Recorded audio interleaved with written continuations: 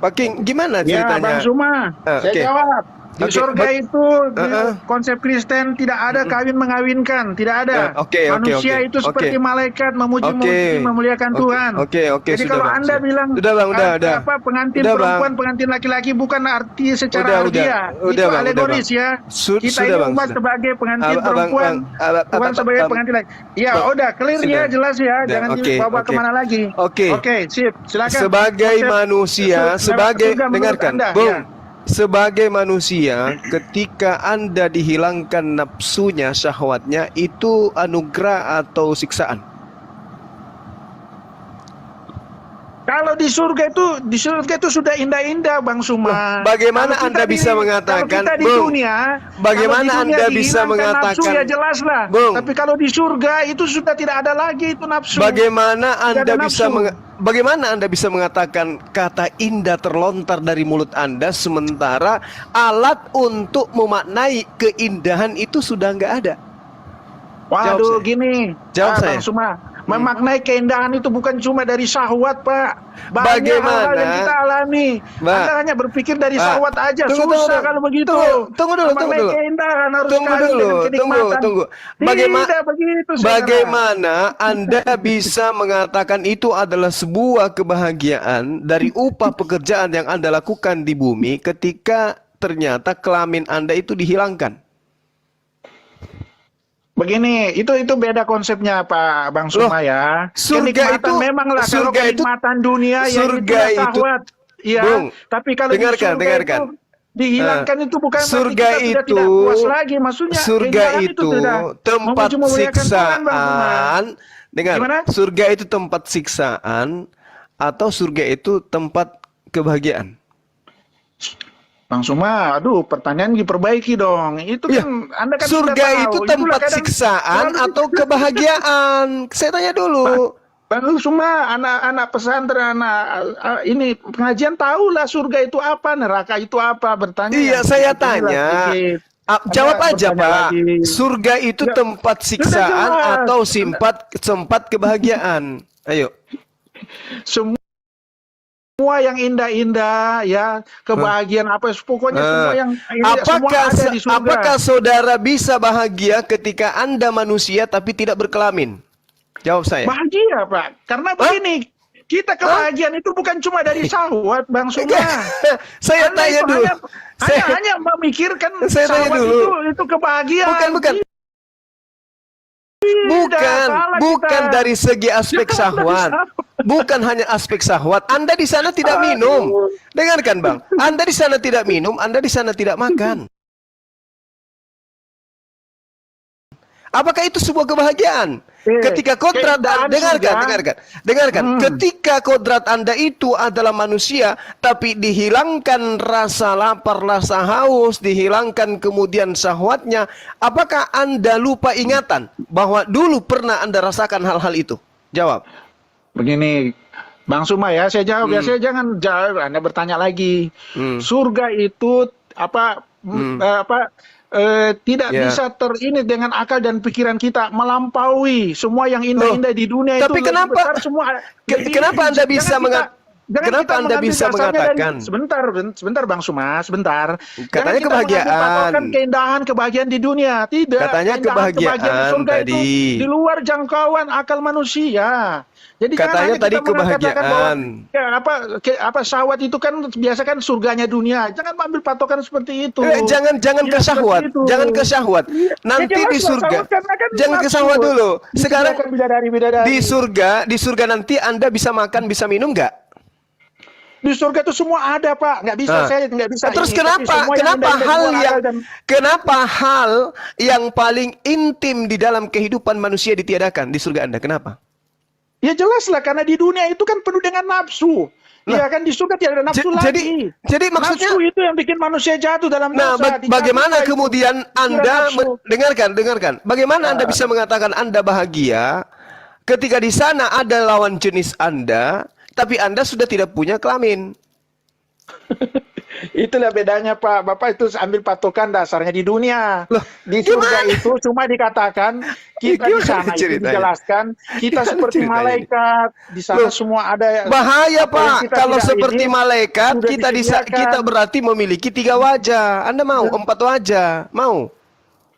4 wajah. Loh, malaikat itu Pak, ada berwajah 4, bersayap. Ada yang wajahnya kepalanya 1 tapi wajahnya 4. Raja wali, kemudian singa, wajah manusia. Mau hidup kayak gitu? Mau? Malaikat itu kan lebih tinggi dari manusia. Dia tidak ada nafsu, Bapak, tidak ada ini lagi. Bapak, dengarkan saya sedikit lagi Pak, segini. Malaikat itu Pak tidak pernah kemudian merasakan nikmatnya makan, nikmatnya minum, nikmatnya tidur, nikmatnya bersenggama dengan pasangan. Tidak pernah dia rasakan itu. Dia juga tidak tergila-gila dengan harta malaikat itu. Dia juga tidak tergila-gila dengan pangkat. Dia tidak tergila-gila dengan syahwat. Tapi toh di dalam pengajaran saudara, malaikat ini kemudian memberontak ingin menyamai Tuhan. Sedangkan Anda kelak di surga hidup seperti malaikat. Nah, celakanya Anda pernah merasakan hidup seperti manusia, bisa makan, bisa minum, bisa senggama dan seterusnya. Ketika nanti Anda masuk ke surga tidak mendapatkan itu lagi, Anda bisa berpotensi melakukan pemberontakan kepada Tuhan karena Anda ingin kembali merasakan seperti yang pernah Anda rasakan kalau Anda hidup seperti malaikat. Betul nggak? Saya jawab. Oke, Bang Suma, saya mengerti. Sudah ya, saya jawab ya. Silakan. Oke. Di surga itu kita manusia sudah dalam kendali Allah, dalam kendali Maha Kuasa. Tidak ada lagi potensi. Di mana dalilnya? Di mana dalilnya? Karena kita di surga itu sudah di pengawasan Tuhan, sudah dikontrol Tuhan. Di mana? Lah iblis bagaimana, Pak? Iblis bagaimana? Kehendak atau apa iblis, sorry. Malaikat bagaimana, Pak? Malaikat bagaimana? Karena malaikat dia tujuan akhir kita. Surga itu tujuan akhir malaikat kita. Gimana? Jadi kita tidak lagi. Malaikat bagaimana? Malaikat gimana? Malaikat ada juga dia punya. Manusia berbeda dengan malaikat. Kenikmatan kebahagiaan yang dirasakan malaikat berbeda dengan manusia. Jangan selalu kita mengukur dari diri kita manusia. Tidak. Anda mengatakan Kristen nanti di surganya akan hidup seperti malaikat. Iya. Berarti ada potensi. Berarti ada potensi orang-orang Kristen di surganya nanti memberontak. Pak, kalau sudah di surga itu kekal abadi, tidak ada lagi. Bagaimana dengan malaikat? Bagaimana dengan malaikat? Kan menurut Anda bisa dicuci-cuci baru pindah di surga. Bagaimana dengan malaikat? Bagaimana dengan malaikat? Di neraka itu kekal, di surga itu kekal. Dengarkan. Dari surga, malaikat ini memberontak kenapa? Kenapa malaikat ini memberontak? Kenapa? Iya jelas, itu kan waktu itu kan cerita ya, malaikat itu diberi kehendak pada saat itu. Iya kan? Makanya dia pengen menyamai Tuhan, makanya Tuhan mengusir dia dari. Kenapa dia ingin menyamai Tuhan sementara dia tidak punya syahwat? Kenapa? Kesombongan. Lah, dia dikasih kehendak. Dia tidak pernah diberi syahwat malaikat itu. Kesombongan, lain lagi. Ini kesombongan. Berarti Anda masih punya sombong nanti di sana. Kan hidup seperti malaikat. Berarti di surga nanti Anda masih punya kesombongan. Betul? Tidak ada lagi Pak, di surga itu semua ada, tidak bisa dijangkau dengan akal dan pikiran tadi kita, katanya orang Kristen nanti matinya kembali ke surga hidup seperti malaikat. Malaikat punya kesombongan. Malaikat punya kesombongan. Berarti Anda juga nanti ketika mengingat kehidupan Anda di dunia dulu, punya mobil, punya harta, punya wanita, punya tahta, bisa makan, bisa minum, dan itu tidak Anda dapatkan, maka Anda pun akan memberontak kepada Tuhan.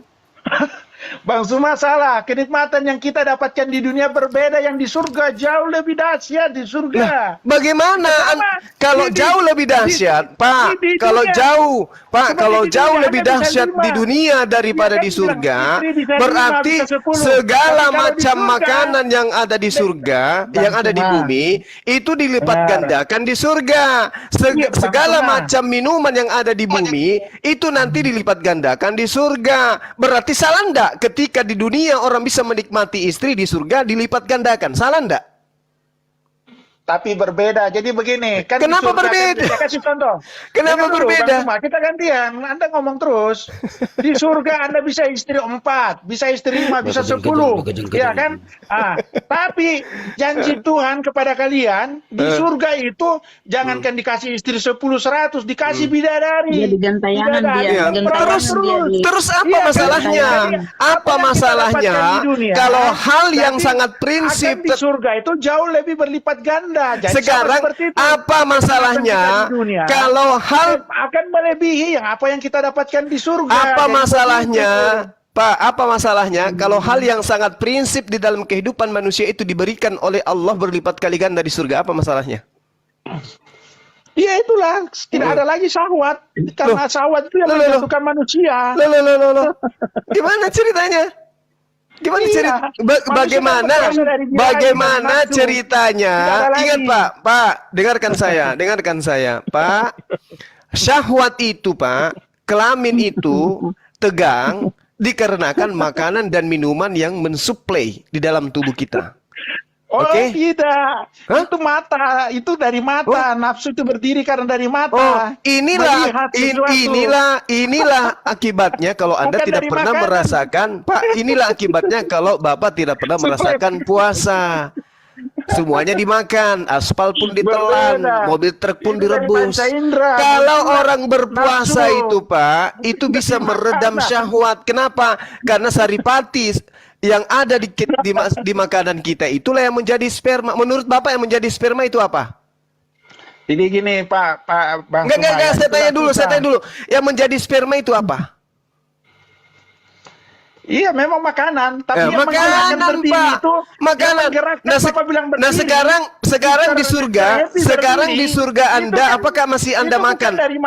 Dengar. Di surga nanti, tapi dari penglihatan, Bapak, di surga nanti, apakah perempuan ini? Ya itulah dari mata. Banyak orang, mohon maaf, banyak orang yang buta dari lahir, Pak, punya anak banyak, dia nggak melihat, Pak. Oke, sekarang pertanyaan saya, apakah di surga nanti Anda makan minum? Saya nggak bisa mengatakan itu. Pokoknya di surga itu tidak bisa dijangkau akal dan pikiran kita, Pak. Itu aja. Nah, kalau Anda tidak bisa menjangkau pikiran Anda terhadap surga, kenapa Anda bisa mengatakan bahwa di sana tidak ada lagi kawin-mawin? Memang tidak ada lagi nafsu, sudah tidak ada lagi syahwat. Dari mana Anda bisa tahu nafsu tidak ada? Dari mana? Karena sudah dijelaskan, Pak, di situ di kitab Wahyu. Kalau di surga nanti kita seperti malaikat, tidak ada lagi nafsu. Kalau kawin mengawinkan. Bapak pernah baca tidak anak-anak Tuhan melihat anak-anak manusia yang cantik-cantik dan mengambilnya menjadi istri? Anda pernah baca enggak dalam Bible? Kenapa? Anda pernah baca nggak anak-anak Tuhan yang adalah malaikat melihat anak-anak manusia yang cantik-cantik sehingga dia mengambil sebagai istri? Siapa yang mengambil istri? Malaikat. Iya. Di mana ayatnya dalilnya? Ayo kita bahas lagi. Panjang kita ini. Di mana? Silakan. Ada yang bisa menunjukkan? Ada yang bisa menunjukkan Kejadian 6 kalau nggak salah, coba. Kejadian 6. Ayo kita buka. Padahal ini sate babi ini lagi menunggu ini Bang Suma. Kejadian 6 nomor berapa ini? Kejadian 6 nomor 2, coba Anda lihat. Kalau dia kayak roh Gurunda, berarti dia gentayangan ya, terbang-terbang kalau dia hidup secara roh. Padahal gentayangan lah kalian. Bible itu cuma 144.000 ya. Terus untuk Israel pula gak kena kau. Emang kau di Israel. Jadi adalah siksaan, Bang, kalau coba, Anda. Kejadian berapa? Silakan. Kejadian 6 nomor 2, coba. Maka anak-anak Allah melihat bahwa anak-anak perempuan manusia itu cantik-cantik, wah. Lalu mereka mengambil istri dari antara perempuan itu siapa saja yang disukai mereka. Wih. Oke, saya sudah dapat ayatnya. Oke ya, saya jawab ya. Saya baca ayat sebelumnya. Kita tidak bisa mengambil satu ayat karena beda maknanya kalau cuma satu ayat. Judulnya kejahatan manusia. Ayat pertama, ketika manusia itu mulai bertambah banyak jumlahnya di muka bumi dan bagi mereka lahirlah anak-anak perempuan. Maka anak-anak Allah melihat bahwa anak-anak perempuan manusia itu cantik-cantik. Lalu mereka mengambil istri daripada perempuan-perempuan itu. Siapa saja yang disukai mereka. Berfirmanlah Tuhan, Rohku tidak akan selama-lamanya tinggal di dalam manusia, karena manusia adalah daging, tetapi umurnya akan 120 tahun saja. Pada waktu itu orang-orang raksasa ada di bumi, dan juga pada waktu sesudahnya ketika anak-anak Allah menghampiri anak-anak perempuan manusia, dan perempuan-perempuan itu melahirkan bagi mereka. Inilah yang gagah perkasa di zaman purbakala, orang-orang yang kenamaan. Ketika dilihat Tuhan bahwa kejahatan manusia besar di bumi, bahwa segala kecenderungan hatinya selalu membuahkan kejahatan semata-mata, maka menyesallah Tuhan bahwa Ia telah menjadikan manusia di bumi, dan hal itu memilukan hati Allah. Berfirmanlah Tuhan, akan menghapuskan manusia yang telah kuciptakan itu dari muka bumi, baik manusia maupun hewan dan binatang-binatang melata yang burung-burung di udara, sebab aku menyesal bahwa aku telah menjadikan mereka. Tetapi Nuh mendapat kasih karunia di mata Tuhan. Ini anak-anak Tuhan ini siapa? Ini baca ayat terakhirnya, Pak. Ada ayat setelahnya. Berfirmanlah Tuhan, ya kan? Ini anak-anak ini kejahatan manusia, manusia seperti malaikat. Tuhan berfirman, Rohku tidak akan selama-lamanya di dalam manusia, karena manusia adalah daging. Parah ini, parah. Malaikat Tuhan. Lalu siapa? Kalau bukan malaikat Tuhan, lalu siapa? Bukan malaikat setan. Dengarkan, ketika manusia itu mulai bertambah banyak jumlahnya di muka bumi, dan mereka lahir anak-anak perempuan, bagi mereka lahir anak-anak perempuan. Ini manusia di bumi, lahir bagi mereka anak-anak perempuan. Betul. Maka anak-anak Tuhan melihat bahwa anak-anak perempuan manusia itu cantik-cantik, lalu mereka mengambil istri dari antara perempuan-perempuan itu, siapa saja yang mereka sukai. Berfirmanlah Tuhan, Rohku tidak akan selama-lamanya tinggal di dalam manusia, karena manusia itu adalah daging, tetapi umurnya 120 saja. Pada waktu itu orang-orang raksasa ada di bumi, dan juga pada waktu sesudah ketika anak-anak Tuhan menghampiri anak perempuan manusia, dan perempuan-perempuan itu melahirkan bagi mereka. Inilah orang-orang yang gagah perkasa di zaman purbakala. Jadi anak-anak Tuhan ini diceritakan menikahi anak-anak perempuan manusia, sehingga ada yang disebut orang-orang raksasa di bumi. Ya. Nah, siapa orang-orang raksasa ini? Anak apa ini? Jadi jangan Anda mengartikan itu malaikat Tuhan. Loh, tadi kan bertanya malaikat kan? Loh. Ini anak-anak, dengarkan Pak. Anak-anak Tuhan di sini siapa?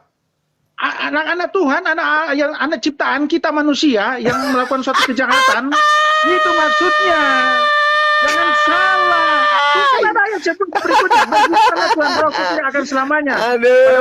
Raksasa di bumi. Bapak ini. Ya, itu kejahatan manusia. Bapak ini, Bapak. Jadi jangan mengartikan itu malaikat dari Tuhan. Jangan memelintir, Pak. Dengarkan,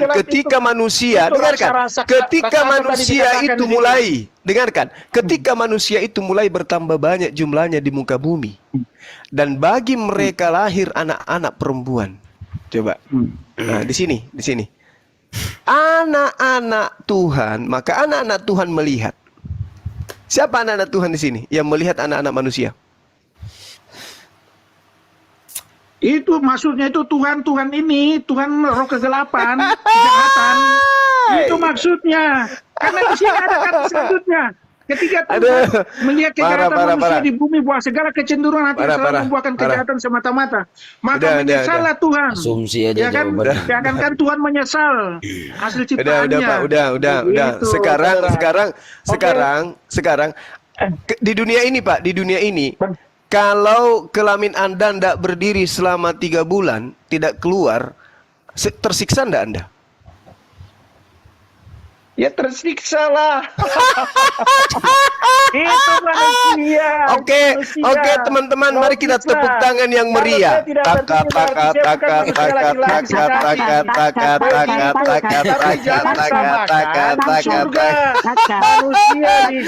Oke, Bang Handi, silakan Bang Handi. Kalau di surga tidak ada. Baru 3 bulan aja, 3 bulan aja Anda tersiksa, Bung. Bagaimana di dalam kehidupan kekal Anda tidak punya nonot, tetapi Anda pernah merasakan itu, lalu kemudian di surga ada juga yang berjenis kelamin wanita. Bagaimana perasaan Anda dalam kehidupan kekal? Anda tidak bisa merasakan lagi kehidupan seperti itu, ya Rob. Itu Itu aja sudah tidak ada itu sahabat lagi, Bang Sinan. Tidak ada lagi. Jangan Anda membawa kenikmatan di surga, kenikmatan di dunia. Anda bawa kenikmatan di surga, itu sudah berbeda. Bapak begini. Kitab menyebutkan, saya bahas surga ya. Kitab menyebutkan bahwa kelak pengikut Yesus hanya masuk surga hanya 144.000 ya orang. Dan itu pun hanya dari kalangan 12 suku bangsa Israel. Artinya, selain atas bangsa Israel, Yesus tidak akan bersedia mempertanggungjawabkan hasil akhir dari tugas-tugas kerasulan kepada Tuhan. Demikian menurut Bible ya. Termasuk Bapak gak kena ini, Bapak di sini. Merujuk angka 114.000 ini timbul pertanyaan sangat serius. Di mana kita bagaimana dengan nasib umat Kristen bukan bangsa Israel yang jumlahnya sedemikian banyak di muka bumi ini? Akankah mereka masuk surga ya Pak? Bapak berbicara surga padahal Bapak belum tahu seperti apa yang mereka yakini selama ini ya. Menurut Bible ya, menurut Bible yang setidaknya mereka baca sekali dalam seminggu saat dibawa ke gereja itu, ternyata tidak ada satupun ayat yang menyebutkan adanya pintu surga bagi mereka, sebab 12 pintu surga yang dikisahkan di dalam Bible hanya diperuntukkan bagi 12 suku bangsa Israel saja. Bahkan di pintu-pintu itu telah tertulis dengan jelas nama-nama mereka. Lantas bagaimana nasib pengikut Yesus yang bukan bangsa Israel, tetapi tentu saja ini ingin maksud surga juga ya, kayak gitu. Nah, seperti yang tertulis di dalam Matius 15:24,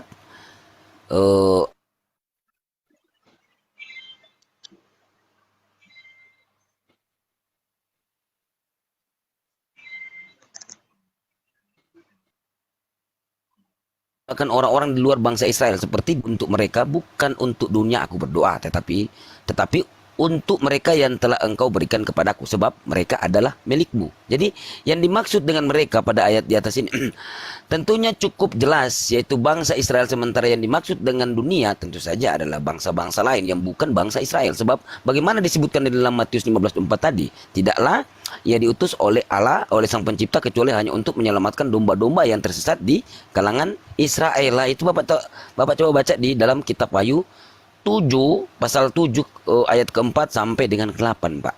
Jadi itu cuma 114.000. Jadi Bapak nggak kena karena Bapak bukan Israel. Silakan. Dia di emperannya. Tapi sama aja, sama aja dia masuk ke surga juga pun rasanya neraka. Nonotnya nggak berdiri.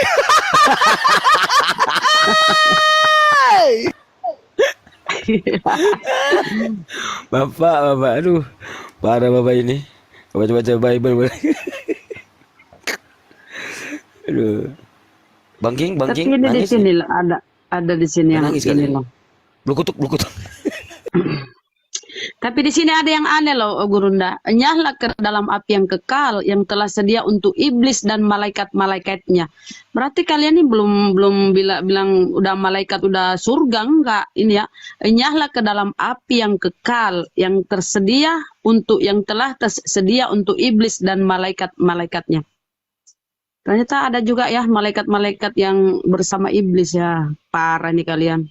Kan bersama iblis. Nah, lanjut. Silakan Pak, silakan. Naga, Atau saya ya? tambahkan sedikit ini. Jadi gini Pak ya. Tambahkan. Dalam Bible juga disebutkan bahwa bangsa Israel terdiri 12 suku. Itulah semuanya suku Israel dari 12 jumlahnya. Kejadian 49:28 ya. Jadi Bible pun menyebutkan bahwa Yesus mengangkat Bang Sidik, sebentar. Ini tadi jubir, dia naikkan tadi nantangin Gurunda. Nah, tapi Gurunda tadi kan lagi sholat, tapi dia teriak-teriak, aku tidak mau sama kalian, aku mau sama si Zuma itu yang sok tahu macam-macam lah mulutnya nih. Mana. Ini jubir ini. Ada Gurunda. Ini. Jubir, ngomong kau. Jubir. Jubir. Mana kau diam ini pula? Lagi merenung itu. Manusia berasal dari kenikmatan surga, tercipta dari kenikmatan surga. dari kenikmatan surga duniawi, ya kan? Kemudian ketika asal usul manusia itu berasal dari kenikmatan. Itulah kalian kenikmatan di dunia, kalian bawa ke surga, tidak bisa begitu. Udah. Kita udah dibaca pun jelas nggak kena kau. Bagaimana Anda bisa mengatakan Anda menikmati surga? Di dunia Anda bawa digantikan dengan bidadari 72. Oh enggak, bukan begitu. Pemikirannya. Bukan begitu polanya, Bung. Bukan begitu polanya. Istri yang ada di dunia ini, kenikmatan di dunia Anda seorang suami, dengarkan, seorang suami yang hidup di dunia ini harus menjadikan istrinya itu menjadi bidadari kelak di surga. Oke? Sama seperti dengarkan. Kalau di surga sudah diganti. Enggak. Lagi, bidadari dengarkan. Kan? Bidadari itu fungsinya sebagai pelayan, Bang. Bukan cuma melayani hasrat saja.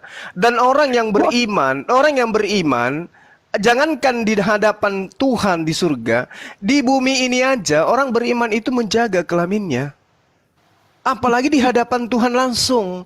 Jadi jangan Anda berpikir bahwasanya di surga itu seperti yang Anda gambarkan di film-film yang dibuat oleh orang barat. Tidak. Orang ketika dijanji, nanti kalau kamu berhasil melaksanakan tugas ini, aku belikan kau ayam goreng 1 kontainer, ya, ayam panggang 1 kontainer, durian 1 kontainer. Begitu berhasil dikasih, apakah semuanya dimakan? Tidak. Tidak seperti itu polanya. Orang yang masuk surga itu, Bang, orang suci. Suci hatinya, suci lisannya, namanya orang kudus. Berarti sifatnya tidak ada yang tercela. Ketika dia diberikan pelayan-pelayan, maka dia akan tahu orang yang suci itu seperti apa etikanya. Seperti apa dia harus berlaku orang baik itu, orang suci itu. Nah sekarang permasalahannya Anda masuk ke surga tanpa kelamin. Tanpa sisi kemanusiaan. Juma. Itu siksaan. Juma. Itu bukan surga. Itu bukan surga, itu penyiksaan. Anda dijadikan menjadi batu di surga. Apa nikmatnya? Katanya surga itu tempat kebahagiaan. Bagaimana Anda bisa bahagia kalau Anda tidak punya hal yang Anda miliki di dunia? Juma, nenekmu kiper Juma. Kalau ngobrol yang sopan Bagaimana ya, Anda bisa kamu merasakan ditendang kebahagiaan kalau seperti itu? ini. Kalau kau tidak sopan, kau ditendang turun. Ayo, Jubir. Jadi gini. Silakan. Juma ini kadang-kadang bernarasi itu sampai ini kebanyakan ketinggalan otaknya di kamar mandi. Jadi terkadang kalau bernarasi itu keluar dari konteks. Apa tadi kamu bilang bahwa surga yang kamu sebutkan itu berbeda dengan yang di film-film barat? Dengar baik-baik, brother. Film-film barat itu cuma pelengkap doang. Tapi di sini hampir seluruh para ustadz, pemuka-pemuka agama itu menyatakan kesibukan para lelaki dalam surga adalah memecah perawan, gitu. Bagus itu. Nah sekarang kesibukan kami memecah perawan. Kesibukan kamu apa? Coba kita bandingkan. Coba kita bandingkan. Kami kesibukannya memecah perawan. Oh keren. Nah sekarang kesibukan kamu sebagai orang Kristen apa di surga? Jawab saya.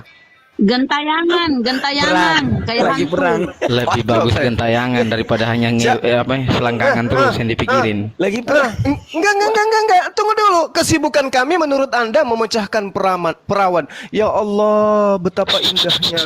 Sekarang kesibukan kamu apa? Kesibukan kamu apa? Bukan saya yang ngomong, Juma, itu para. Iya, oke, saya akui, enggak apa-apa. Saya pun akui. Nanti di surga kesibukan saya di antaranya adalah memecah perawan. Masya Allah. Juma, jangan panik, tenang. Nah, sekarang saudara punya kesibukan di surga apa? Coba kita bandingkan. Oh, kita di surga cuma bernyanyi aja. Oh, kesibukanmu bernyanyi. Oh my God. Kesibukannya bernyanyi. Cika caka ding diam merayap. Coba kau nyanyikan lagu itu 1 tahun tanpa putus-putus. Coba. Cika caka ding diam merayap. Datang seekor nyamuk lalu ditangkap. Ulang lagi. Cicak ding dinding. Diam merayap. Datang seekor nyamuk. Lalu ditangkap. Ulang lagi. Cicak di dinding. Diam merayap. Datang seekor nyamuk. Lalu ditangkap. Ini sudah berapa menit? Cicak di dinding.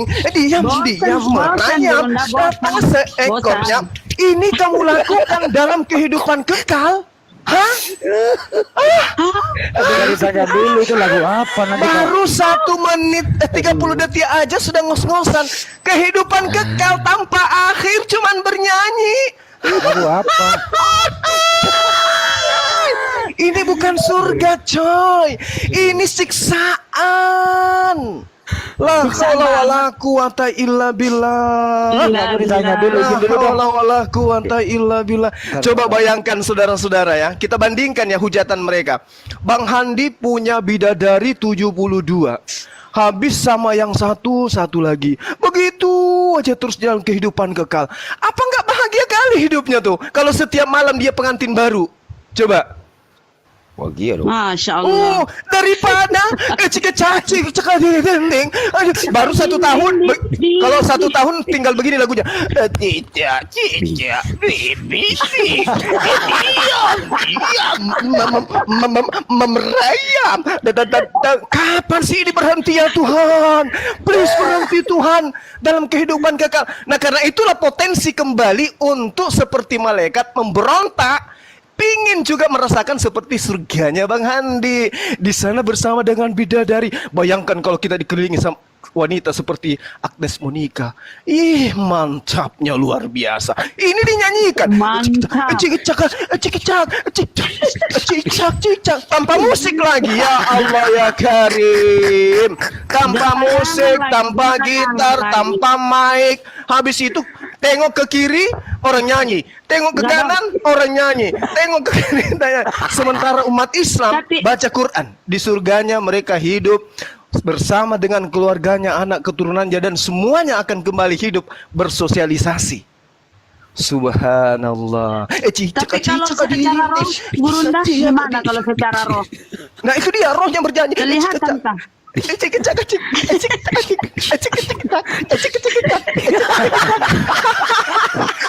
Bang Juma malam ini happy banget kayaknya nih.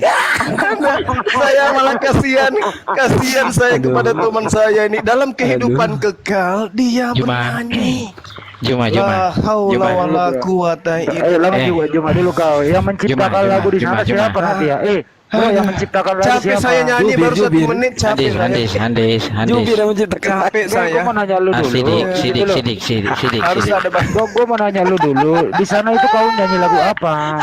Handis. Handi Iya, dengan lagu Sidik apa? kelas kalian itu di bawah saya. Kelas kalian itu di bawah saya. Lagu Biarkan apa Ji Juma yang kau sama saya. nyanyikan di sana? Hei Lagu Juma, apa, kamu bro? jangan kabur kamu Juma. Lagu Malam apa ini yang kau kamu sama nyanyikan? saya ya. Nggak bisa. Lagu apa yang kau nyanyikan di sana? Jawab dulu. Lagu Kamu apa? jangan kabur Juma. Lagu Jangan sampai dangdut? ada yang membela dia ya. Lagu rock. Dinding. Lagu apa yang kau nyanyikan di sana? Kalau Anda penasaran masuk surga lah. Ayo sini. Masuk ke sini. Mungkin itu. Lagu apa? Cicak di dinding. Kalau situ penasaran masuklah surga saya. Lagu apa, bro? Nah, lagu apa? Masuk surga saya bro. Biar Yesus gak tak penasaran. punya tangan lagi. Jangan bunda jangan nyanyi. Jubir yang Kenapa gerai? Bunda. Lagu apa, bro? Lu jawab Udah dulu. tidur Itu bunda, udah ditanya tidur. Jubir. Tidur bunda Ditanya istirahat. Jubir. Lagu apa yang kau Jawab nyanyikan? itu Jubir. Cicak di dinding. Oh, lagu itu. Begini. Itu mah lagunya Cicak. Dinding. Lagu siapa itu ya? Diam merayap. Boleh dijawab nggak? Dia lagu apa? Nah, Jawab, jadi lagu kalau apa? mau tahu lagu apa, masuk surga saya Pak. Ayo masuk Pak. Weh, Ayo, mari saya baptis Pak. Saya baptis Pak. emang kamu udah pernah ke sana? Nah maka dari itu biar kita bareng Pak. Tadi kan kamu bilang nyanyi. Lah Saya kan nanya kenapa lagu Bapak apa? percaya? Kenapa Bapak percaya sama Iya, saya lagu coba? apa? Kenapa Lagu Pak? apa? Saya seolah-olah dari sana Pak. Diiringi dangdutan nggak, Pak? Ada gendang rampak nggak? Nah maka dari itu Di sana ayo ada Pak gendang masuk. rampak. Ada Ayo gendang Pak rampak. masuk bareng Pak, masuk bareng sama saya Pak. Sini saya baptis. Bung, Juma. Gitu. Juma. Situ jangan sengaja diam. Situ sama saya malam ini. Jangan kabur kemana-mana kamu. Aku capek menyanyi. Gimana itu? Itu bukan kamu. Juma, kamu bukan capek karena menyanyi karena terlalu memikirkan. Capek. Gimana itu? Juma. Kamu tuh capek. Bunyi sangkakala. Ayo semua nyanyi.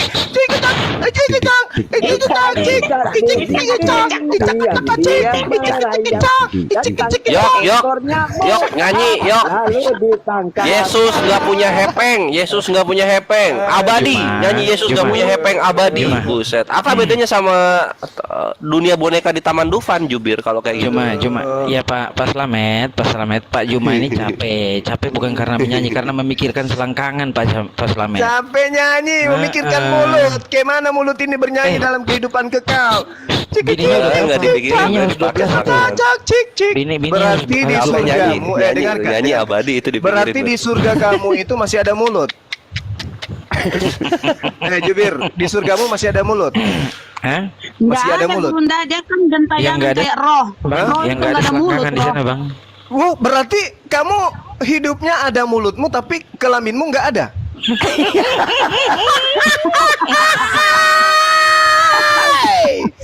Manusia tanpa kelamin itu ada mulutnya, ada tangannya, tapi kelaminnya nggak ada. Itu gimana itu? Itu siksaan atau apa itu? Juma, ayolah kita diskusi lah. Nah, ini diskusi dari tadi. Udah, ayo kita ganti topik. Mari kita diskusi. Ya, Mau diskusi. dia yang bawa, dia yang minta ganti topik. Lah, ini diskusi kita, ini diskusi. Kenapa? Tikus recall, sidik, diam-diam aja tikus, diam. Biar sama-sama Juma saya. Sombong kali, sombong kali. Kau curut. Gua tikus apa gua? Gua tikus gereja ya gua. Kasihan ini. Sombong kali. Sidik. Bikin susu dulu, Sidik. Ketawa gue. Sombong. Udah berak belum Sidik? Berak dulu Sidik. Sombong Mulutnya mulut kali dia. sampah. Iya. Mulut sampah. Sudah nggak ada ilmu, besar mulut. Ya udah, ayolah diskusi lah. Ayo. Iya, saya sudah jawab. Ini kan diskusi. Apa topiknya, Bu. mau Ayo apa kita- topiknya? Surga Topik, Kristen dan ayo. surga neraka kan? Udah siap belum ganti topik? Ngapain ganti topik? Ini Loh, aja. ganti topik. Ini loh seru loh. Lu kan pengen ke selangkangannya. Bahas Al-Quran, Kita pengen kawan. ke Ayo. selangkangan Tuhan. Dari siang tuh udah capek bawa Alkitab mulu. Kasihan tuh mikrofonnya tuh penuh. Penuh apa? Bagaimana itu kalau Anda bernyanyi sepangkal sedikit kekal? Bagaimana itu mulutmu? Mulutmu bengkak seperti ban mobil truk. Berbusa, mulutnya berbusa. Yang tidak kan dalam kehidupan kekal itu bibirmu doer, bibirmu sampai ke tanah. Persoalannya kalau di sana itu punya mulut doa yang jalan-jalan gitu makanya.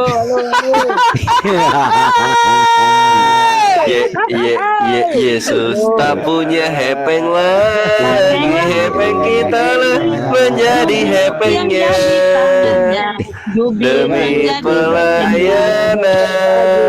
pelayanan masa kini. Semua Yesus tak punya hepeng lagi, hepeng kita lah menjadi hepengnya. Aye, demi pelayanan Itu latihan pelayanan masa kini. Di sana vokal grup kerahangnya berarti putus ya. itu abadi nyanyi kayak gitu tuh. Halo, Rama Bona Sarange. kok payah kali sih awak jawab tadi halo assalamualaikum nggak dijawab ya. Oh, ini baru masuk suaranya. Suaranya Baru kecil masuk suaranya. Tadi Muslim atau suaranya Kristen? habis gara-gara bernyanyi. Latihan, yuk Bernyanyi latihan. Ya, kayaknya kok persiapan. gembira kali sih nyanyinya. Ya, persiapan untuk ke surganya Kristen di sana dalam kehidupan kekal cuma bernyanyi-nyanyi. Gimana itu? Oh. Bisa ndak Anda bernyanyi dalam setahun non-stop? Bisa ndak? Berarti gini lah ya, kalau kita di dalam syariatnya aja, kalau dia namanya surga itu kan udah memang tidak bisa kita tercapai di dalam surga itu, karena kan hanya Allah yang tahu, enggak? Oh iya, betul. Ya kan? Iya, tapi mereka Tunggu. Ini Rama Bona ini Islam atau Kristen? Iya, Islam lah. Kelihatannya Oh, Islam. alhamdulillah. Nah, jadi kan saya tanya gini, tadi saya melihat situ asik berdialog surga neraka ya kan? Ya. Nah, sebenarnya surga dalam arti neraka ini di dalam arti kita pakai dalam Al-Quran. Afala ta'qilun. Apa kau tak berpikir kasih akal? Betul enggak itu ada di dalam Al-Quran? Betul. Nah, jadi yang namanya surga itu kata simbolik. Dan nama neraka itu kata simbolik. Sebenarnya itu surga, suarga Udah lokal. dulu Pak Rama. Nanti kita ceramah intern ya. Yang kita mau tanya kepada jubir iman ini, kalau dia menyanyi itu lagu apa, yang menciptakan lagu siapa? Gitu loh. Saya kasih nanti Waduh, ini Bang bahaya Haji, ini kalau lagu Bugis. Bro, nggak boleh Labu nioso. Gak apa-apa Bang Hani, dia kena ntar. Nah, saya tutup dulu ya. Lagu Bugis nanti aku kasih dia ya. Lagu Bugis. Coba gue pengen nanya Jubir ketika Yesus mengawini lu di surga, lagunya apa? Iya, maksudnya yang ini loh, dia itu diapai sama Yesus lewat mana? Itu yang kutanya. Tapi dengan suara rendah, bukan suara tinggi aku bertanya. Oh, gitu ya. Iya. Oh. Enggak gimana Jub?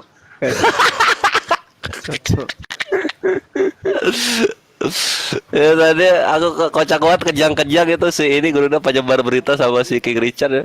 Di mana Yesus mengawini apa penyembahnya cipta-cipta. Ternyata dalilnya ada nih. Salah mereka salah kalau bahas bidadari gitu. Udah tahu argumen favorit aku tuh bidadari, karena aku pasti ngebawain ya manusia mengawini manusia di surga wajar, tapi kalau udah Tuhan mengawini manusia di surga itu udah apa itu surga apa itu? Coba ya. Ayat berapa Pak? Ayat apa tuh dari kitab apa Pak? Coba ya di dalam Dari kitab apa? Jubir baru tahu dia. Iya, dari kitab apa Pak? Anggap aja kita belajar Pak. Ayolah Pak. Oh iya. Harus dilihat dulu 2 Korintus 11 nomor 3. Coba dilihat di situ. Oke, bentar ya Pak ya. Saya buka dulu Boleh. soalnya ini manual nih. Bentar. Oh, baru tahu juga dia. Itu loh gitu. Iya, Jadi baru tahu nih Pak. kalau aku tuh biasanya nggak nyerang ke padusnya, aku lebih ke ini kok kenapa Tuhan birahinya tuh kok baru ada di sorga gitu. Pas Apa dia tadi? jadi manusia Kenapa, ngapain aja gitu 2 loh. Korintus. Lebih ke 2 sana kalau Korintus. gua. Pak Slamet. 2 Korintus berapa? 2 Korintus 11 nomor 3 di situ ada. Nomor 3. Nomor 3. Nomor 2 salah. Naik 1. Oh, nomor 2. Oke. Tetapi aku takut kalau pikiran kamu disesatkan dari kesetiaanmu yang sejati kepada Kristus, sama seperti Hawa diperdayakan oleh ular dengan naik lagi satu sebelum yang itu, sorry. Naik lagi ya. Sebab aku cemburu kepada kamu dan cemburu ilahi karena aku telah mempertunangkan kamu kepada satu laki-laki untuk membawa kamu sebagai perawan suci kepada Kristus. So what is your problem, my friends? Oh, there is no problem when you are accept that your Jesus, the Christ, Okay. are taking all of the virgins in the world. Ayat ini untuk Maria, Pak. Perawan. Di mana dapat? Oke, coba. Dapat Marianya di mana coba? Coba pengen tahu. Di sini kita baca ya. Boleh. Ya, kalau mau sih kita dari ayat 1 lah. Ini yang mau hadap Gimana? saya ini. Ini Dapat Marianya dari mana coba? Gue pengen tahu. Dapat Marianya gue dari mana? Udah lulus. Cuma. Coba. Nggak ada Maria di situ tuh, Yul. Dia mau kabur dia. Yang penting kita diskusi pelan-pelan, gak usah buru-buru. Boleh, Cuma kayak mau mencret. Jadi diskusinya kayak mau mencret. Santai aja cuma. Nggak, gue berak batu malah ini sama lu. Semoga ya Pak, besok almarhum lah. Alangkah baiknya jika kamu sabar terhadap kebodohan. Jangan share gambar ya. Jangan share gambar, jangan. Ntar dulu ya. Alangkah baiknya jika kamu sabar terhadap kebodohan yang kecil itu. memang kamu sabar terhadap aku. Sebab aku cemburu kepada kamu dan cemburu ilahi, karena aku telah mempertunangkan kamu kepada satu laki-laki untuk membawa kamu kepada sebagai perawan suci kepada Kristus. Mempertunangkan kamu kepada satu laki-laki. Di sini konteksnya ini Tuhan mempertunangkan pada satu laki-laki, Pak. Itu gimana, Pak? Silakan penjelasan menurut sudut pandang Bapak gimana? Ya, kita kalau lihat di sini, tunggu ya. Jadi kalau gua membawakan cara Islam menafsirkan itu kepada kekristenan, maksudnya gimana? Jadi menafsirkan dalil itu dengan dalil lagi, tidak dengan asumsi kita pribadi. Contoh misalnya bilang Maria, dalilnya dari Al-Quran. Enggak, gini, kalau misalnya kita menerangkan Al-Quran, ini Al-Baqarah 115, penjelasannya di mana? Oh, itu ada di surah yang ini dan yang ini gitu penjelasannya. Jadi saling dijawabnya tuh oleh Al-Qur'annya sendiri. Begitu juga dengan kitab suci. Itu sebenarnya bisa dibenarkan kalau bilang Maria. Tapi Marianya di mana? Kan nggak ada tuh. Nggak ada kan? Marianya di mana? Nggak ada. Memang betul, Pak. Memang betul. Tetapi siapakah dalam Alkitab ini, Pak? Mulai dari Kejadian sampai Wahyu ini yang disebut perawan suci. Ada nggak perempuan selain Maria? Coba, Pak. Oke, jadi yang pertama kita kasih tahu adalah begini. Logika di situ, Pak.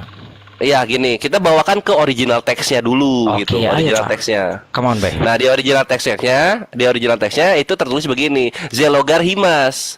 Zelo itu cemburu, jealous. Itu dari kata zelo. Zelogar Himas, gar itu untuk atau kepada. Himas itu jamak, kamu tapi jamak. Iya, nah di sini tuh aku cemburu kepada kalian gitu. Jangan di situ. Itu tunggu. Terus lanjut. Jangan dipotong. Terus. Iya, Zelogar Himas Theo, aku cemburu kepada kalian karena Tuhan. Ya, betul. Zelo Hermomasen, Garhimas Tuhan itu, Pak, itu kata jamak kan, Pak? Iya, Himas jamak. Himas itu jamak. Itu artinya sang penulis yang menulis, Pak. Dia yang lagi berbicara di situ, Pak. Himas itu kamu, bukan saya. Kamu. Iya, betul, kamu dengan cemburu ilahi kan, Pak? Ya, saya cemburu kepada kamu, kan gitu. Iya, betul. Lanjut, Pak, lanjut. Nah, masa kamunya ini penulis? Terus yang bilang saya siapa? Itu baru Pak. Lanjut kita kepada perempuan itu, Pak. Perawan suci itu, Pak. Perawan suci, silakan. Oke. Ayo, come on. Hermomasen, aku menunangkan Garhimas kepada kalian semua. Heni itu satu. Andri itu suami. Iya, suami berarti laki-laki. Kepada satu suami. Satu laki-laki. Satu laki-laki. Iya, terus masalahnya di sini apa, Pak? Nah, masalahnya kamu semua itu dipertunangkan kepada satu laki-laki, satu suami sebagai apa? Partenon Hagnen atau perawan suci. Sebenarnya Partenon perawan kudus harusnya ya, perawan kudus. Tadi kan konteksnya statement Bapak sendiri yang mengatakan bahwa kok Tuhan mengawini orang di surga gitu. Nah, di sini kan tidak berbicara konteksnya di dalam surga nih, Pak. Iya, makanya kalau gua bawakan ini dulu supaya orang-orang mengerti. Ada yang disediakan untuk Yesus. Apa itu perawan suci? Oke. Nah, perawan suci ini jamak ya. Jadi kamu di situ tuh jamak. Gitu.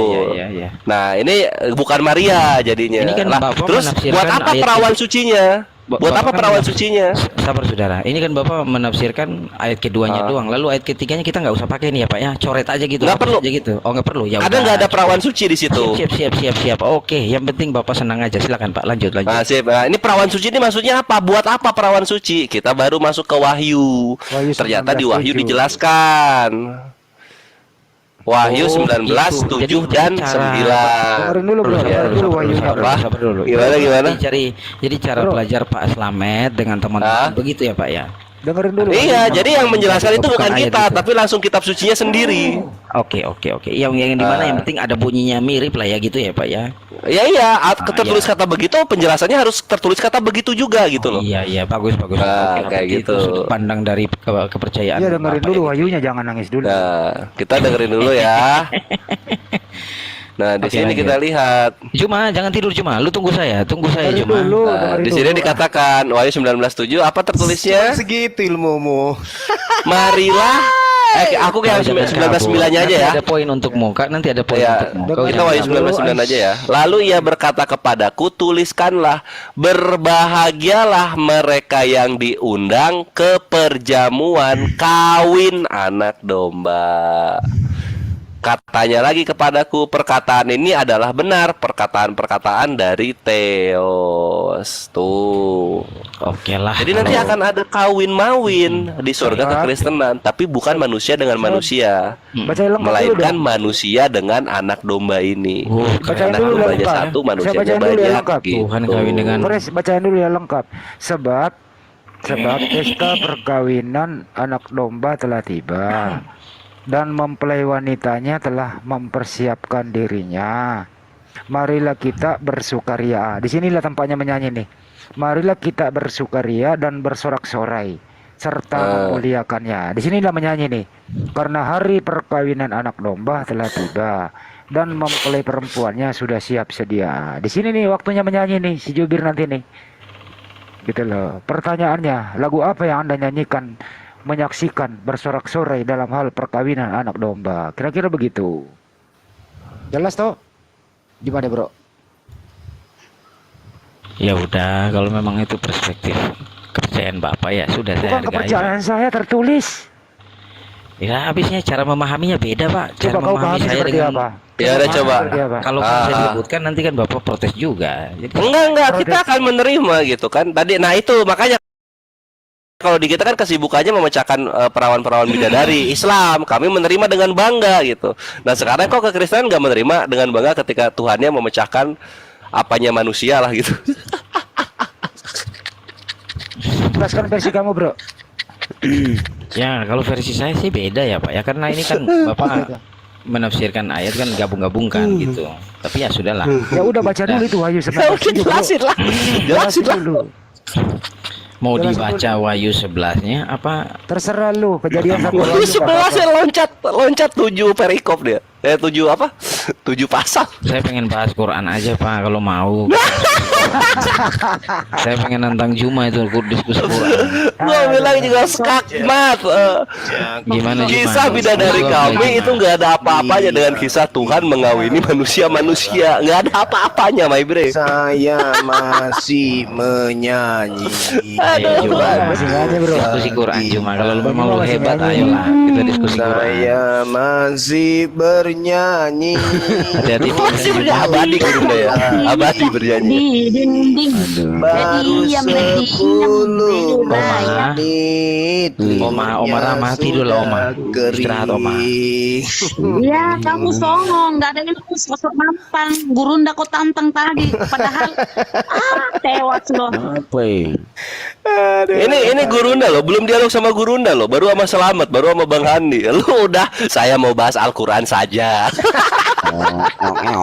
Diskusi Quran kalau memang berani ayo. Saya aja nih murid paling terakhir, ayo ini murid paling terakhir. Jadi gimana? Mau tidak bahas Quran? Ya, mau bahas Quran, bisa ngaji nggak kamu? Paham nggak kau ngaji? Baca original. Bisa ngaji nggak? Modal Kalau bisa ngaji ngaji doang. baru kau bahas Quran. Model ngaji. Kalau Ya, nggak kamu bisa model ngaji, apa? udah. Kamu model apa? Bisa Nah, ayo Juma, kita berdua Juma. Iya, Mari oke. Juma. Oke, silakan. Dengarkan baik-baik Juma ya. Yuk, Pupu.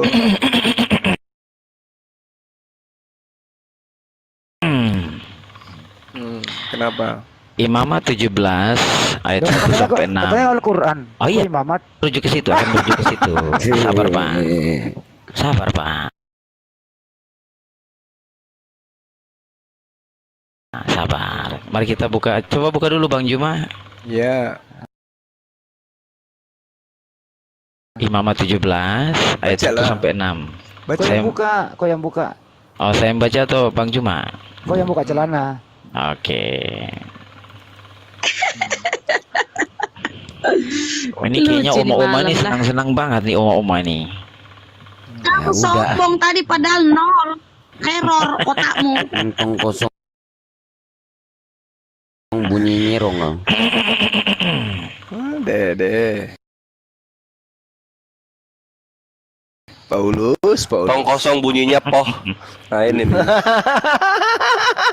Nanti mereka semua bunyinya kayak gitu setelah di sana. Jadi mempelai wanita dia. Waktu terjadi itu nanti bersorak-sorai serta memuliakan karena hari perkawinan anak domba telah tiba. Di sinilah waktunya menyanyi nih. Pertanyaannya lagu apa? Gitu loh. Lagu apa? Apakah ada sound system? Imamat kenapa imamat tadi, Bung? Mau saya injilin? Ya, ayo supaya ini yuk, supaya Imamat 11 ayat 4 Imamat apa? sampai 6. Imamat 11 ayat 4 sampai 6. Lah tadi imamat 11. 17 katanya, pindah lagi. Imamat 11 ayat 4 sampai 6. Imamat 11. Imamat 11. Udah mulai latihan dia. Supaya mangap ya. Gak mau makan.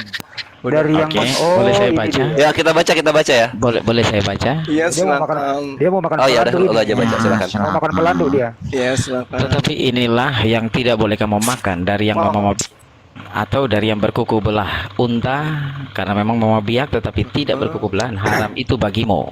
Iya. Juga pelanduk karena memang mama biak tetapi tidak berkuku belah, haram itu bagimu. Ayat Iya. ke-6. Juga kelinci karena memang mama biak tetapi tidak berkuku belah, haram itu bagimu. Lah. Iya. Ali Imran 50 ayat 50 dengan 51. Di situ ada perintah atau dalil yang mengatakan bahwa menghalalkan sebagian. ya, nah itu haramkan. kenapa ini sabar dulu ya Bang Juma, tahan dulu ya, tenang, biarkan saya selesaikan narasi saya dulu. Iya. Nah, Imamat 11 ayat 4 sampai 6 ini ditulis oleh Musa. Ini kan dari zaman Musa, artinya jaraknya 1800 tahun dengan zamannya Muhammad. Nah, kok bisa di zaman Muhammad itu dirubah itu gitu loh. Oke. Ali Imran berapa tadi? Ali Imran 50 51. Padahal hukum Allah itu kan 51. hukum Allah itu kan kekal dan abadi gitu. Kok bisa ada perubahan gitu? Mohon pencerahannya Bang Juma, guru-guru yang terhormat. Silakan. Oke, nah gitu dong. Kamu harus Tunggu Gurunda, tunggu. Aku konfirmasi dulu ya. Dan sebagai seorang yang membenarkan Taurat yang datang sebelumku, yang itu. Selamat, diam. Ini Enggak, aku konfirmasi aja yang itu, Ali Imran yang itu. Saya sama dia aja. Iya, gua nanya. Ya itu. Oke deh, lanjut. Iya, baik. Jadi yang perlu Anda pahami dulu, di dalam Al-Quran itu, di dalam surah Al-Ma'idah, Anda pahami dulu. Apa yang dikatakan Al-Quran dalam surah Al-Ma'idah terkait hukum Taurat. Jelas sekali di dalam surah Al-Araf juga jelas dikatakan ya, bahwasanya hukum Taurat itu adalah hukum yang Mohon maaf, Bang Juma, mohon maaf, itu bukan di Al-Maidah, tapi di Al-Imran 50, Pak. Sabar. Oke, silakan. Anda jadi murid saya kok jangan ngeyel. Siap Gurunda, siap. Gitu dong. Oke. Nah, ketika kemudian Al-Quran menjelaskan tentang hukum Taurat, ternyata hukum Taurat itu diperuntukkan untuk Bani Israel. Al-Araf ayat 145. Nah, itu. Jadi kalau Anda menabrakkan kemudian hukum yang ada di dalam kitabnya orang Yahudi untuk orang Yahudi dan Al-Quran untuk umat seluruh manusia, Anda keliru. Saya bacakan ayatnya. Bismillahirrahmanirrahim. Wa katabna lahu fil alwah min kulli syai' mau'izatan wa tafsila li kulli syai'.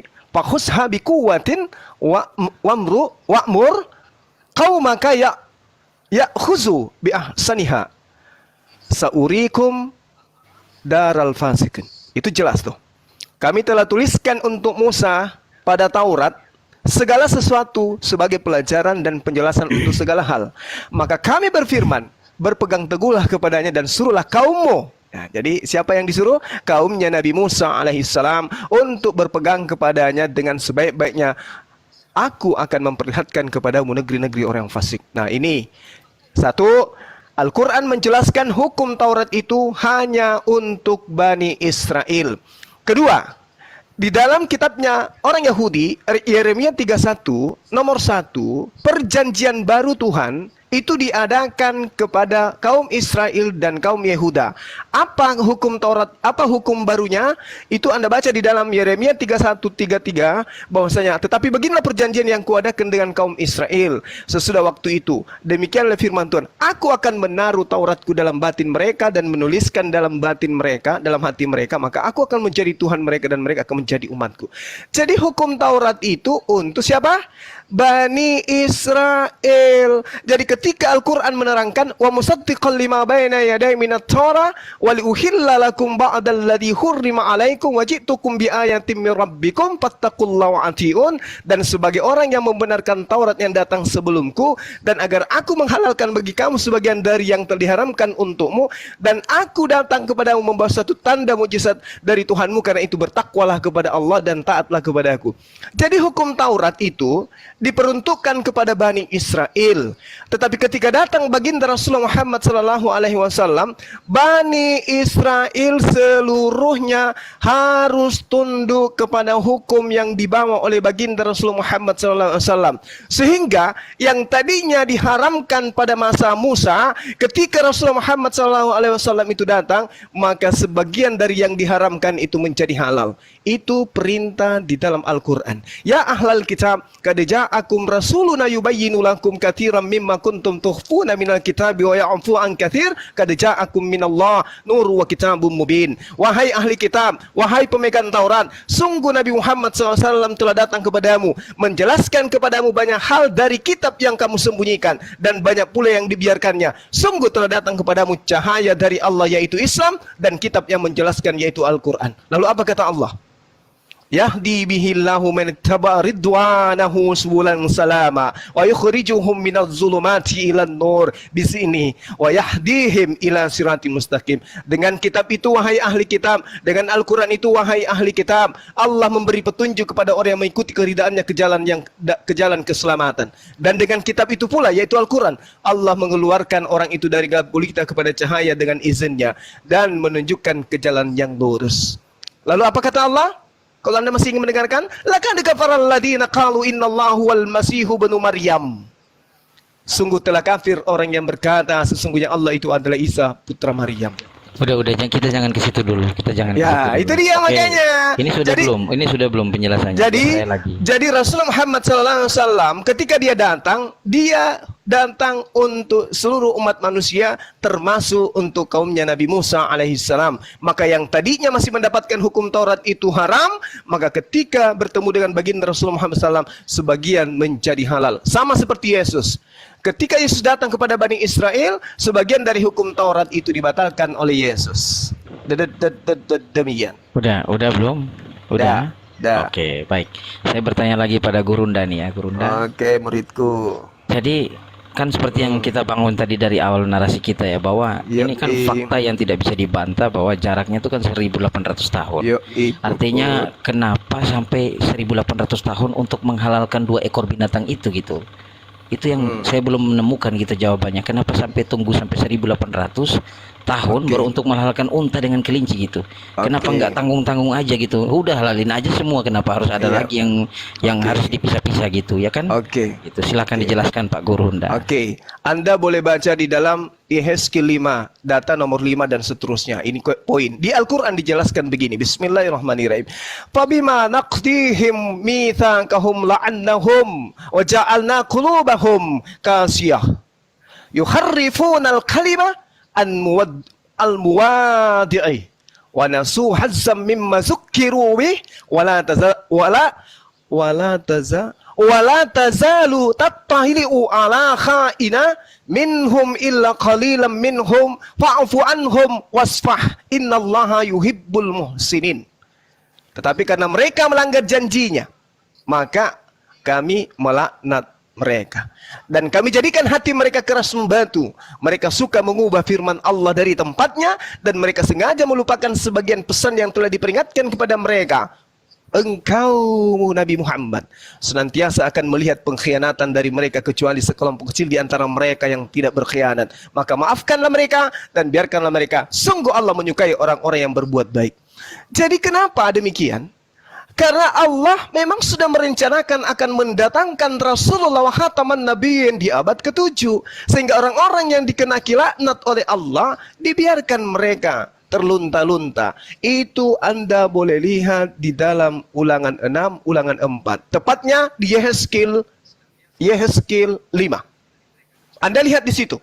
Bagaimana kemudian Allah murka kepada Bani Israel sehingga mereka dibuat terlunta-lunta. sampai datangnya sang penebus, sang penolong lain yang mensucikan manusia. Wa yuzakkihim, yaitu baginda Rasulullah Muhammad sallallahu alaihi wasallam. Sama ketika saya bertanya kepada saudara, kalau Yesus itu Tuhan sebagai penebus dosa manusia, kenapa bukan pada saat Adam dia datang kemudian untuk mati disalibkan oleh Qabil dan Kain? Supaya tidak ada keturunannya berdosa, supaya Nuh, supaya Lot dan seterusnya tidak melakukan kemaksiatan di hadapan Tuhan. Oke, udah Gurunda, udah belum nih? Nah, biar saya lanjut lagi. Saya lanjut lagi Gurunda. Silakan, jadi kan muridku, di sini lanjut. Di sini di Matius 5 ayat 17 sampai 18. Janganlah kamu menyangka bahwa aku datang untuk meniadakan hukum Taurat atau kitab para nabi. Aku datang bukan untuk meniadakannya, melainkan untuk menggenapinya. Ini Yesus saja datang untuk menggenapi. Kok tiba-tiba kanjeng Nabi Muhammad datang merubahnya gitu loh. Itu gimana penjelasannya? Silakan Pak. Oke, baik. Jadi Al-Quran menjelaskan kepada mereka Bani Israel bahwa telah datang kepada mereka sebuah aturan. Tadi saya sudah membacakan kepada saudara bagaimana Allah kemudian di dalam surah Ali Imran 91 menegaskan, Al-Araf ayat 145, bahwa hukum Taurat itu untuk Bani Israel. Yeremia 31 untuk Bani Israel. Sekarang Al-Qur'annya. Baik. Bismillahirrahmanirrahim. Walaqad akhadallahu mitsaqa Bani Israel wa ba'atsna minhum 12 Bentar dulu, saudara, bentar dulu. Yeremia berapa tadi, Pak? Yeremia 31 nomor 31 sampai 33. Oke. Nomor 31. Sesungguhnya akan datang waktunya, demikianlah firman Tuhan, aku akan mengadakan perjanjian baru dengan kaum Israel dan kaum Yehuda. 32. Bukan seperti perjanjian yang telah kuadakan dengan nenek moyang mereka pada waktu aku memegang tangan mereka untuk membawa mereka keluar dari tanah Mesir. Perjanjianku itu telah mereka ingkar meskipun aku menjadi Tuhan yang berkuasa atas mereka. Demikianlah firman Tuhan. Tetapi beginilah kuadakan dengan kaum Israel sesudah waktu itu. Demikianlah firman Tuhan, aku akan menaruh Tauratku di dalam batinku, di dalam menuliskannya di dalam hati mereka. Maka aku akan menjadi Allah mereka dan mereka akan menjadi umatku. Oke, udah paham di situ? Jadi di sini tidak ada pelarangan soal ini. Untah dengan itu Pak. Di sini cuma bilang hanya menaruh di dalam hati Pak. Dengarkan, hukum Taurat Tuhan itu disimpan dalam hati Bani Israel. Oke ya. Nah, saya bantu referensi lain, sabar. Di dalam Ulangan 33, di situ sangat jelas dikatakan di data nomor 4, Musa telah memerintahkan hukum Taurat kepada kita, suatu milik bagi jemaat Yakub. Jemaat Yakub berarti Bani Yakub, keturunan Yakub.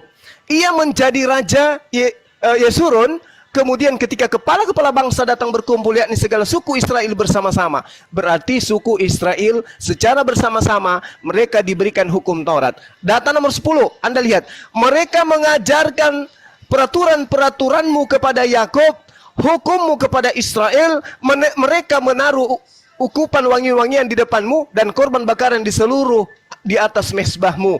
Berarti hukum Taurat itu memang diperuntukkan untuk Bani Israel, keturunannya Yakub.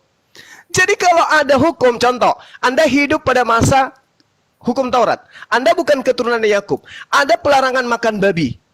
Ketika Anda bukan keturunan Yakub makan babi, apakah hukum jangan makan babi itu berlaku untuk Anda? Tidak. Karena hukum itu hanya datang kepada Bani Israel. Anda bukan Bani Israel. Izin menanggapi Gurunda. Nah, silakan muridku. Jadi kan di Imamat 11 tadi itu kan itu Imamat 31. Ya, bukan Imamat 11 ayat 4 sampai 6 tadi itu kan penekanannya memang untuk bangsa Israel, Pak Gurunda gitu.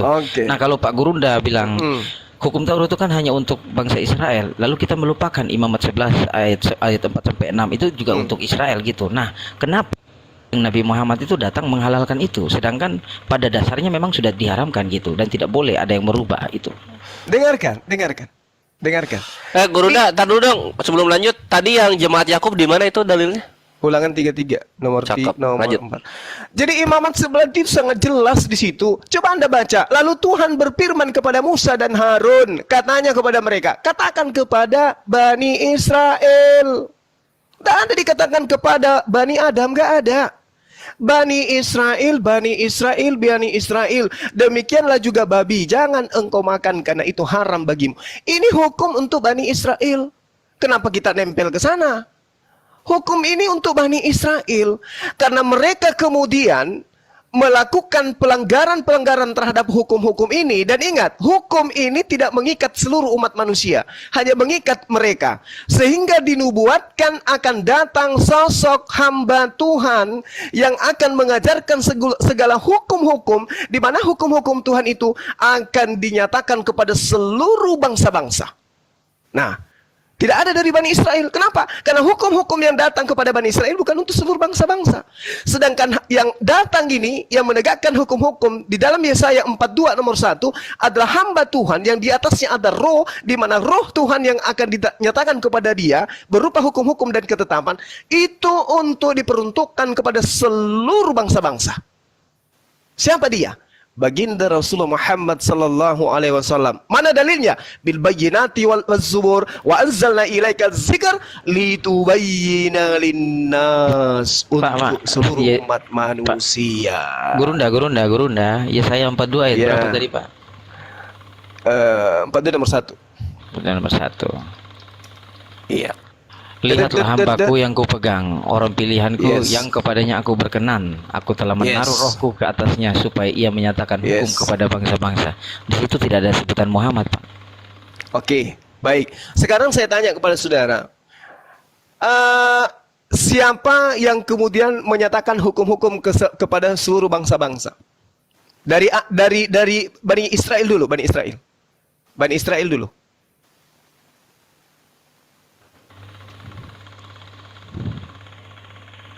Yang mendapat tugas untuk menyatakan hukum Tuhan. Kan hukum Tuhan itu datang Torah, yang ada juga dari ketetapan-ketetapan kidung yang ada dalam Mazmur, ya. Kemudian firman-firman yang diterima oleh Yesus yang dikhususkan untuk seluruh bangsa-bangsa. Itu siapa? Yohanes Pembaptis, Pak. Yohanes Pembaptis di mana dituliskan? Itu di ayat kedua, Pak. Lanjutan ke ayat kedua itu, Pak. Lihat, itu hambaku yang kupegang, orang pilihanku yang kepadanya aku berkenan. Aku telah menaruh rohku ke atasnya supaya ia menyatakan hukum kepada bangsa-bangsa.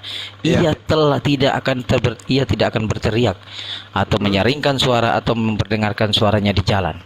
Nah, Yohanes Pembaptis ini yang kita kenal di dalam Perjanjian Baru itu, ya, dia sering memberitakan firman itu sambil berjalan begitu. Enggak, kepada bangsa-bangsa, kepada hukum-hukum Yohanes Pembaptis yang diperintahkan kepadanya untuk dia nyatakan kepada seluruh manusia itu di mana? Kalau enggak ada, saya bacakan Al-Qur'annya. Bismillahirrahmanirrahim. Oh, dari Al-Qur'an. Monggo, silakan. Karena yang menggenapi baginda Rasulullah Muhammad sallallahu alaihi wasallam. Siap. Wa kadzalika auhayna ilaika ruham min amrina ma kunta tadri mal kitab walal iman walakin ja'alnahu nuran wa nahdi bi man nasya min ibadina wa innaka latahdi ila siratim mustaqim. Dan demikianlah kami wahyukan kepadamu roh kami dengan perintah kami. Sebelumnya engkau tidak mengetahui apakah kitab Al-Quran itu dan apakah iman itu, tetapi kami jadikan Al-Quran itu cahaya. Dengan itu kami memberi petunjuk siapa yang kami kehendaki di antara hamba kami, dan sungguh engkau benar-benar membimbing seluruh manusia kepada jalan yang lurus. Sama, bil bayyinati waz zubur wa anzalna ilaika dzikra litubayyana lin-nasi ma nuzzila ilaihim wa la'allahum yatafakkarun. Baginda Rasulullah Muhammad SAW diberi Al-Quran sebagai hukum-hukum untuk dia tegakkan kepada seluruh bangsa-bangsa. Makanya Al-Quran ke bangsa manapun harus menggunakan original text, nggak boleh hanya terjemahan. Gurunda. Jadi penekanan daripada Gurunda ini di Yesaya berapa tadi 30 itu ayat 42 ayat 1 sampai seterusnya itu adalah ayat-ayat yang mau dibilang ramalan atau nubuatan gitu untuk Kanjeng Nabi Muhammad. Kira-kira begitu penekanannya. Yes, betul. Mungkin kita bisa baca ya, Pak, di ayat lanjutannya gitu, karena menurut saya kurang lengkap lah kalau kita cuma baca ayat 1 ayat 2 gitu. Iya, nggak panjang kok, nggak panjang. Silakan. Ayat ke-6 ya, Pak ya. Ayat ke-5 beginilah firman Tuhan Allah. Tuhan menciptakan langit dan membentangkan yang mengharapkan bumi dengan segala yang tumbuh di atasnya, yang memberikan napas kepada umat manusia yang mendudukinya dan nyawanya kepada mereka yang hidup di atasnya. Ayat 6. Aku ini Tuhan telah memanggil engkau untuk maksud penyelamatan, telah memegang tanganmu, aku telah membentuk engkau. Nah, tujuan atau penubuatan ini untuk Kanjeng Nabi Muhammad. Emang Kanjeng Nabi Muhammad untuk menyelamatkan siapa, Pak, di sini, Pak? untuk menyelamatkan seluruh umat manusia. Oh, oke.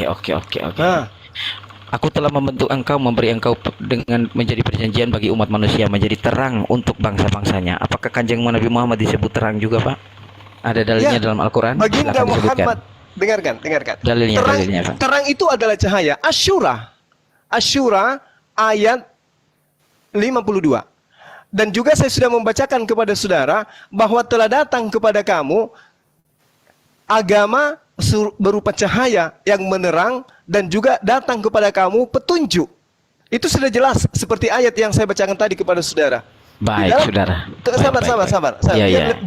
Biar lebih jelas. Dikatakan gini, yahdi bihillah manit sama ridwanahu subulan salama wa yukhrijuhum minadz zulumati ilan nur. Mengeluarkan orang itu dari gelap gulita kepada cahaya. Oke, cahaya itu terang. Oke, lanjut. Lanjut satu ayat lagi terakhir. Oke. Terakhir. Kan tadi ayat 6, aku ini Tuhan telah memanggil engkau untuk maksud penyelamatan. Nah, maksud penyelamatan tadi kan Bang Juma udah menjelaskannya, ya kan? Telah memegang tanganmu, aku telah membentuk engkau dan memberi engkau menjadi perjanjian bagi umat manusia. Jadi Kanjeng Nabi Muhammad ini disebut perjanjian juga ya. Kurang lebih begitu. Terus menjadi terang, tadi sudah dijelaskan ada dalilnya. Nah, ayat ke-7, untuk membuka mata yang buta. Nah, sepanjang sejarah Kanjeng Nabi Muhammad kurang lebih 30 tahun berada di dunia ini, apakah beliau pernah melakukan mujizat untuk menyembuhkan orang yang matanya buta? Oh, salah Anda memahami itu. Untuk membuka mata yang buta, untuk mengeluarkan orang hukuman dari tempat tahanan dan mengeluarkan orang-orang yang duduk dalam gelap dari rumah penjara. Maksudnya adalah, dengarkan, maksudnya adalah dengan Al-Quran itu kemudian baginda Rasulullah Muhammad sallallahu alaihi wasallam mengeluarkan bangsa yang mana bangsa itu buta, yang mana bangsa itu tuli, di mana bangsa itu tidak tahu apa-apa. Itu bangsa jahiliyah. Makanya dia datang dengan apa? Huwallazi ba'atsa fil ummiyina rasulan minhum yatlu 'alaihim ayatihi wa yuzakkihim wa yu'allimuhumul kitaba wal hikmah wa in kanu min qablu lafi dhalalin mubin. Dialah yang mengutus seorang nabi bernama baginda Rasulullah Muhammad SAW kepada kaum yang buta huruf dari kalangan mereka sendiri, yang membacakan kepada mereka ayat-ayatnya. Mereka kemudian disucikan dan mengajarkan kepada mereka kitab dan hikmah, meskipun sebelumnya mereka benar-benar dalam kebutaan, dalam kegelapan, dalam kesesatan yang nyata. Makanya Arab dalam keadaan yang sekarang seperti ini, padahal tadinya adalah bangsa jahiliyah. Demikian. Baik. Jadi menurut Bang Juma, ayat 7 ini, karena di sini kan ada membuka mata yang buta. Berarti kan kalau kita melihat, perhatikan baik-baik kata demi kata, ini kan kata mata itu kan merujuk pada spesifik atau lebih kepada ya personality, humanity gitu, artinya manusianya begitu, bukan seperti bangsa. Mungkin penjelasan Bang Juma mungkin keluar dari konteks apa bagaimana? Silakan Bang Juma. Enggak keluar ke konteks. Kenapa? Karena di sini tidak. Oh enggak. Dengar. Ini berbicara tentang hukum-hukum kepada bangsa-bangsa, bukan orang per orang. Baca kembali. Di data nomor 2, nomor 1, jelas sekali supaya ia menyatakan hukum kepada bangsa-bangsa. 1, kemudian dinyatakan lagi di ayat ke-6-nya untuk menjadi terang bagi bangsa-bangsa 2. Berarti bangsa yang dimaksud bukan orang per orang. Bangsa, karena hukum-hukum ini harus ditegakkan kepada seluruh bangsa. Maka ketika dia datang, dia memelekkan bangsa-bangsa yang buta hukum, yang tidak ngerti tentang Tuhan, yang tidak ngerti tentang kitab suci. Dia melek setelah ia datang, dan itu adalah baginda Rasulullah Muhammad SAW. Ayatnya sudah saya bacakan kepada saudara. Huwallazi ba'atsa fil ummiyina rasulan minhum yatlu 'alaihim ayatihi wa yuzakkihim wa yu'allimuhumul kitaba wal hikmah wa in kanu min qablu lafi dhalalin mubin. Itu jelas. Datang kepada orang yang buta, kemudian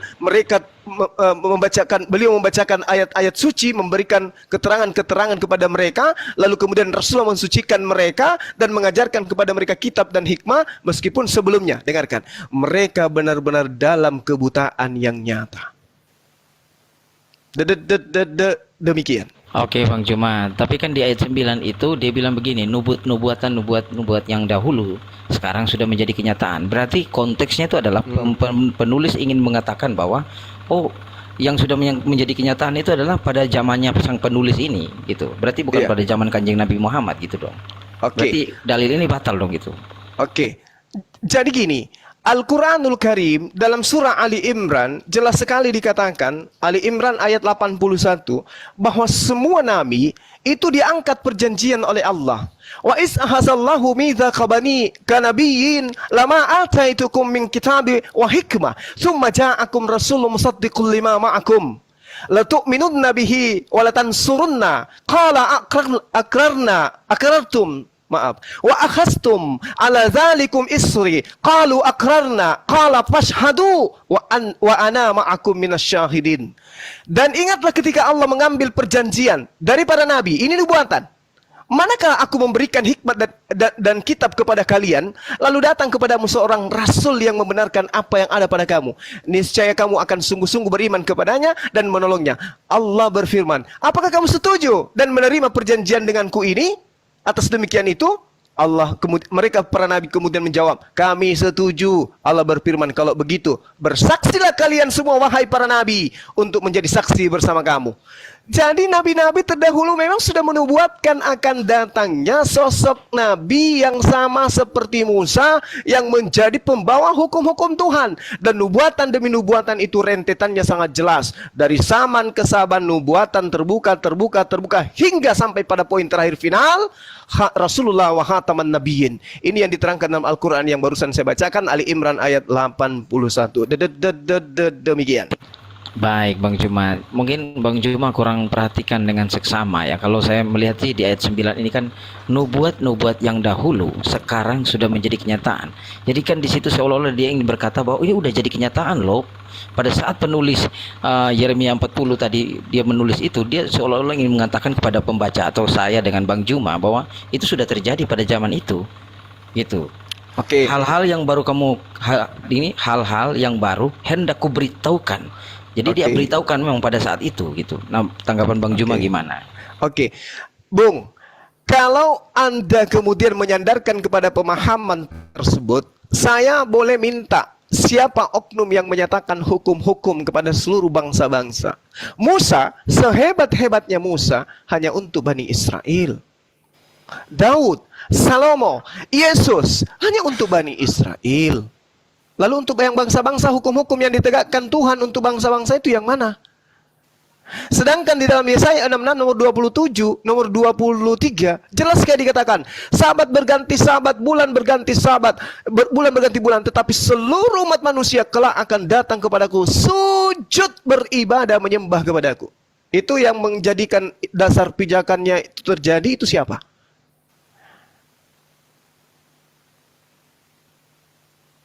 Nabi mana yang mengajarkan kepada seluruh bumi untuk sujud beribadah menyembah kepada Allah?